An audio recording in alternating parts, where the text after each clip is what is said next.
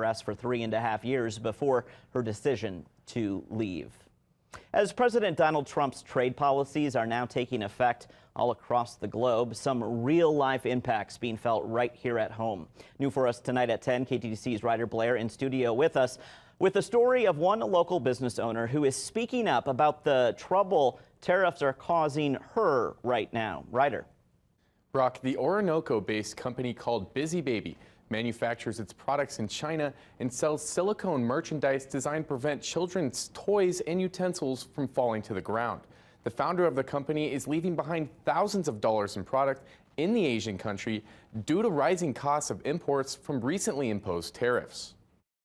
Deals will only be made if they benefit American workers and address our nation's crippling trade deficits. White House Press Secretary Caroline Leavitt reciprocating President Donald Trump's efforts to reshore manufacturing and possibly solve the U.S.'s $1.2 trillion global trade deficit in 2024 with the use of tariffs. We currently have $160,000 of products sitting in China that I cannot afford to bring into the U.S.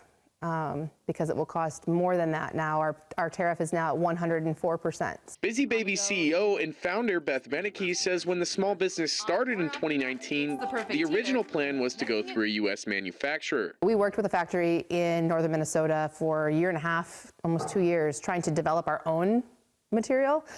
They worked with chemists at the U of M.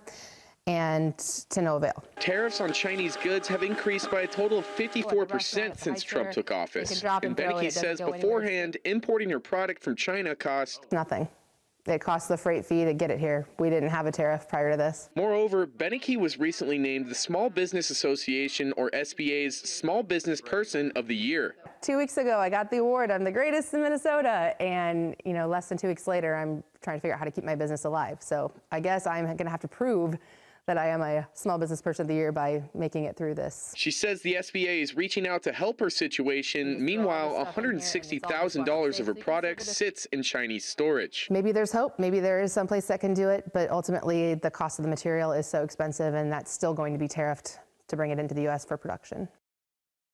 Beneke says she will take this opportunity to learn more about international trade. She is considering selling her products to countries with fewer U.S. imposed tariffs to import them from that country or implement a flexible tariff-based sales tax. Live in the studio, Ryder Blair, KTTC News.